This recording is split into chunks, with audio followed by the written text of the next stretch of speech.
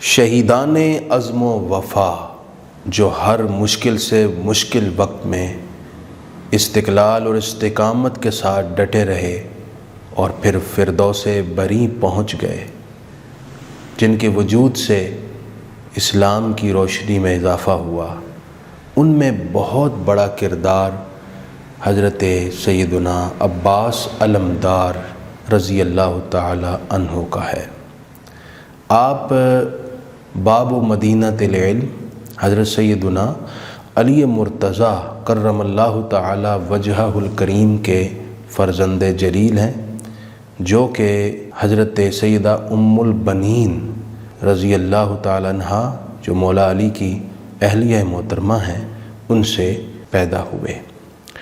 حضرت عباس علمدار قدرت کی طرف سے ان گنت خصلتیں اور لا تعداد بے نظیر اوصاف لے کر تشریف لائے۔ آپ کا حسن و جمال ایسا کہ ستاروں کی انجمن بھی آپ کے حسن کے آگے ماند پڑ جاتی۔ اسی وجہ سے آپ کو قمر بنی ہاشم یعنی بنی ہاشم کا چاند کہا جاتا ہے۔ احساس، ایثار، سخا، غرباء کے ساتھ ہمدردی اور پیش پیش رہ کر ان کی خدمت گزاری میں آپ حضرت سید الاسخیہ امام حسن مجتبیٰ رضی اللہ تعالی عنہ کا پرتو اور عکس تھے۔ اسی وجہ سے آپ کو باب الحوائج بھی کہا جاتا ہے، اور اصحاب بصیرت اور اہل نظر یہ کہتے ہیں کہ آپ صرف دنیا میں ظاہری حیات میں ہی دوسروں کی حاجت روائی نہیں فرماتے تھے، بلکہ بعد از وصال بھی آج تک آپ حاجت روائی اور دوسروں کی مشکل کشائی فرما رہے ہیں۔ حضرت سیدنا عباس علمدار رضی اللہ تعالی عنہ نے شجاعت اور بہادری کے جواہر اپنے والد گرامی حضرت علی مرتضیٰ کرم اللہ تعالی وجہ الکریم سے حاصل کیے۔ یہی وجہ ہے کہ کربلا جیسے قیامت خیز اور دل دوز واقعہ میں آپ ثابت قدم رہے، اور ہر مشکل سے مشکل لمحے میں آپ سینہ سپر اور پیش پیش رہے۔ آپ کو اپنے برادران حضرت سیدنا امام حسین رضی اللہ تعالیٰ عنہ اور سیدنا امام حسن مجتبیٰ رضی اللہ تعالیٰ عنہ سے بہت محبت تھی۔ باوجود اس کے کہ رشتے کے اعتبار سے آپ بھائی ہیں، مگر ان برادران کے احترام میں کبھی آپ نے انہیں بھائی نہیں کہا۔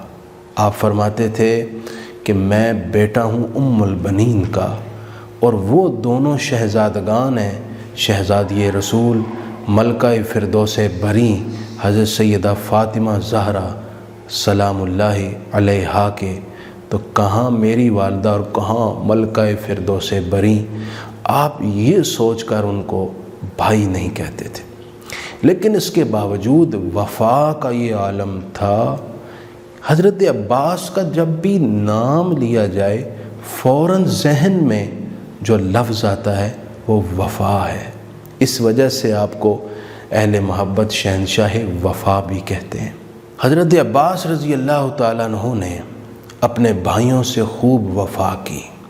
عمومی طور پر معاشرے میں دو ایسے بھائی جن دونوں کے والد ایک ہوں لیکن مائیں مختلف ہوں، ان کے درمیان ایک کھچاؤ اور ایک دوری ہوتی ہے، لیکن یہ وہ واحد گھرانہ ہے جہاں پر دوری کا تصور بھی نہیں، قرب کا یہ عالم کہ حضرت عباس علمدار نے نہ صرف خود بلکہ اپنے تینوں بھائیوں سمیت جانیں فدا کر دیں امام حسین پر، اور آپ کی والدہ ماجدہ حضرت سیدہ ام البنین رضی اللہ عنہ اپنے آپ کو سیدہ فاطمہ کی کنیز کہا کرتی تھی۔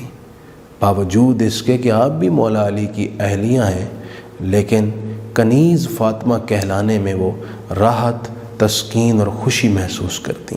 میدان کربلا میں جب شب عاشور کو امام حسین رضی اللہ تعالیٰ عنہ نے بتیاں بند کروا کر، لائٹس آف کروا کر کہا تھا میں کسی سے شکوہ نہیں کروں گا، میری خاطر جانیں داؤ پر مت لگاؤ اور پلٹ جاؤ۔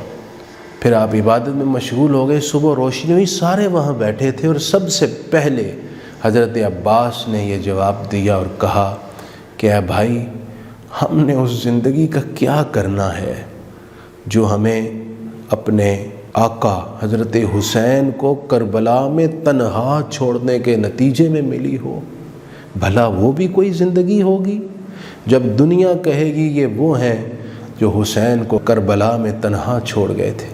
بھائی ہم یہ نہیں کر سکتے، ہمارے آقا ہم یہ نہیں کر سکتے۔ حضرت امام حسین نے مسکرا کر حضرت عباس کی طرف دیکھا، کہا عباس مجھے تم سے یہی توقع تھی۔ شمر جو دور کا رشتہ دار تھا حضرت عباس کا، اس نے ایک امان نامہ بھیجا حضرت عباس کی طرف، کہا آپ کے لیے میں امان نامہ لے آیا ہوں، آپ یہاں سے پلٹ جائیے، آپ کو کچھ نہیں کہا جائے گا، یزیدی افواج کی طرف سے۔ حضرت عباس نے کہا کہ میں اس امان نامے پر لعنت بھیجتا ہوں، میں جانے تو قربان کر دوں گا، حضرت امام حسین کو تنہا نہیں چھوڑ سکتا۔ پھر تاریخ نے یہ دن دکھایا اور آسمان بھی اشک افشانی کرنے لگا کہ حضرت عباس علمدار نے اپنے تینوں بھائیوں سمیت حضرت امام حسین کے لیے جانیں پیش کر دیں۔ تاریخ آج بھی آپ کو شہنشاہ وفا کے نام سے یاد کرتی ہے۔ آپ کی زندگی سے جو بہت خاص سبق ہمیں حاصل ہوتا ہے، ان میں سے ایک بھائی کے ساتھ وفا ہے، اس میں سے دوسرا سبق محبت اور اخلاص ہے، اور اس میں تیسرا سبق کہ اصل بھائی تو وہ ہوتا ہے جو اپنے بھائی کو مشکل سے مشکل وقت میں بھی تنہا نہ چھوڑے۔ اللہ تعالیٰ آپ کا فیض ہم سب کو نصیب فرمائے اور آپ کے نقش قدم پر چلنے کی توفیق عطا فرمائے۔